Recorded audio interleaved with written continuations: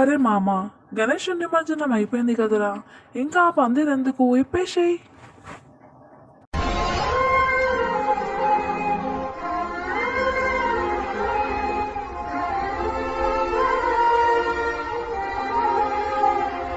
అరే, మనం ఈ మండపం వేయడం కోసము ఎంత కష్టపడ్డామో 5 రోజుల వెనక్కి వెళ్ళి ఆలోచించురా.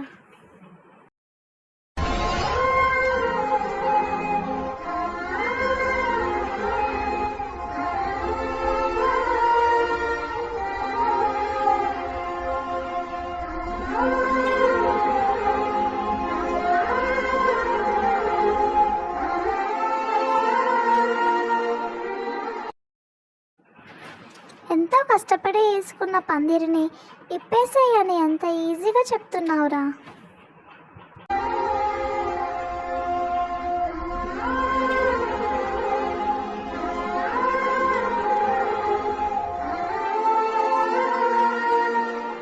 ఈ దారం చూడరా, ఆ దారానికి పనులు లేక ఎలా చిన్నపోయాయో. అదే వినాయకుడు పెట్టినప్పుడు మనం ఎన్ని పనులు కట్టాంరా ఈ దారానికి.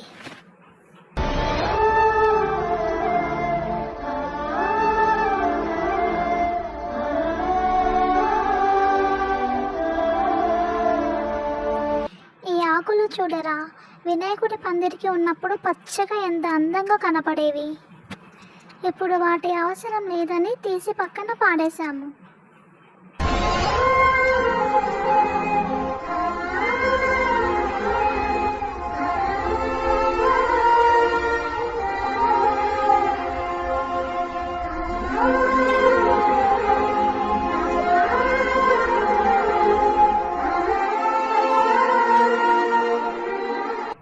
మనం పెట్టుకునే ఆ వినాయకుడికి కూడా కాపలా కాయం, కానీ 11 రోజులు పవిత్రంగా పూజ చేసిన లడ్డుకు మాత్రము రాత్రి పగలు కాపలా కాసుకుంటూ ఉంటాం కదరా.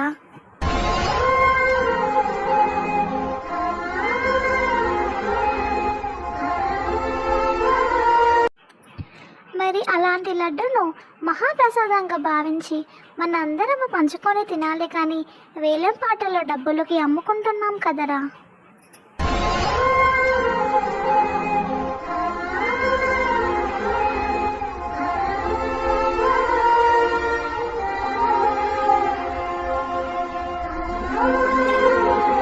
గణేశుల పండుగ వస్తుందంటేనే పిల్లలు పెద్దలు చాలా సంతోషంగా ఉత్సాహంగా జరుపుకుంటారు. అలాంటి వినాయకుడు కూడా మన దగ్గరికి వచ్చేటప్పుడు చాలా సంతోషంగా నవ్వుకుంటూ వస్తాడు. అదే వినాయకుడు మన నుంచి వెళ్ళేటప్పుడు తను ఏడుపు మొహం పెట్టుకొని వెళ్తాడు. ఇది బాగా గమనించిన వాళ్ళకే అర్థమవుతుంది. వినాయకుడు ఆ మండపం నుంచి లేవనంటే లేవనని చాలా బరువెక్కిపోతాడు. అయినా తప్పదు, ఆయన మన దగ్గర ఉండేది కేవలం 11 రోజులు మాత్రమే.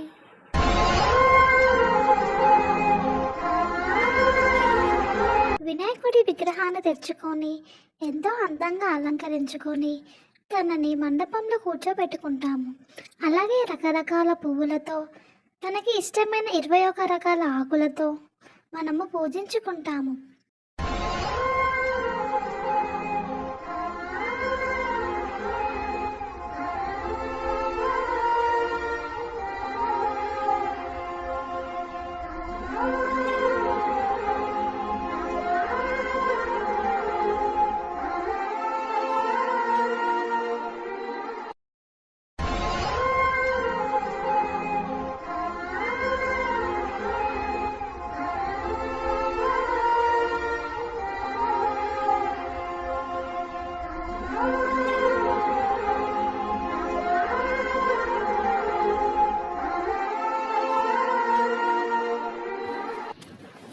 ఈ భూలోకంలో ఎలాంటి శుభకార్యాలకు సంబంధించి పూజలు జరిగినా తొలి పూజ జరిగేది మాత్రము వినాయకుడికే. తర్వాత ఖచ్చితంగా మనము ఆ గౌరీదేవికి పూజ చేసుకుంటాము.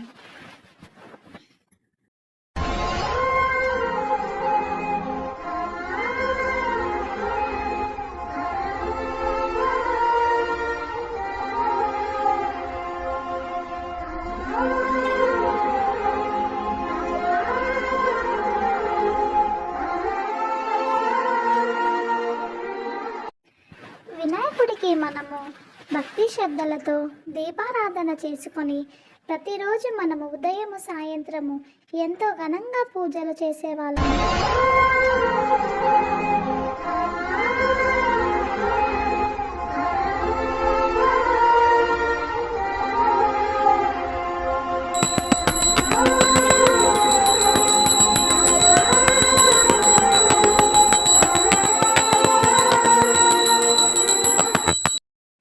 ప్రతిరోజు రకరకాల ప్రసాదాలు, ఉండ్రాళ్ళ పాశము, పులిహోరన్నము, చెనియలు, పూరీలు, హల్వా, పాయసము, దద్దోజనము, పెరుగన్నము, అలా ఎన్నో రకాల ప్రసాదాలు వినాయకుడికి సమర్పించుకునే వాళ్ళము.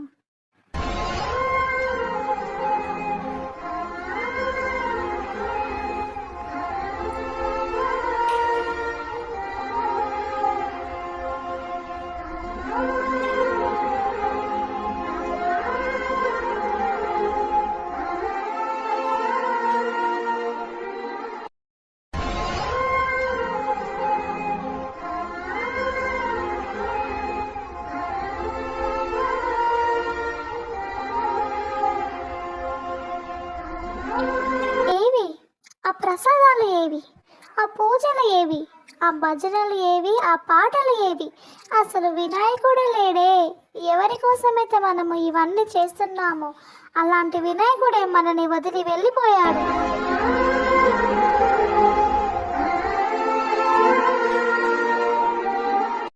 మండపంలో వినాయకుడు లేక మండపం మొత్తం చిన్నపోయింది.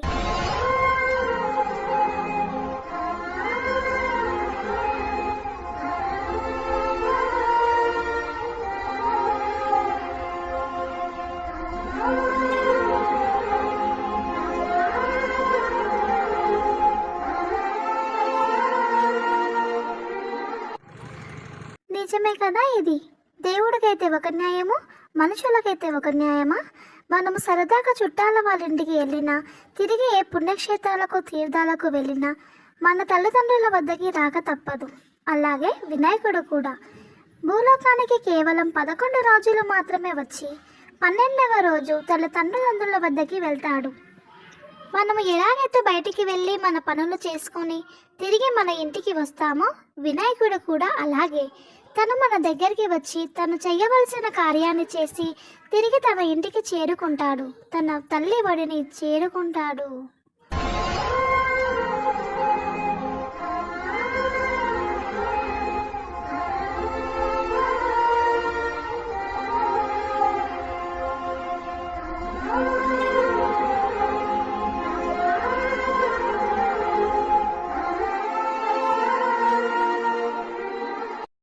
గణపతి బప్పా మోరియా.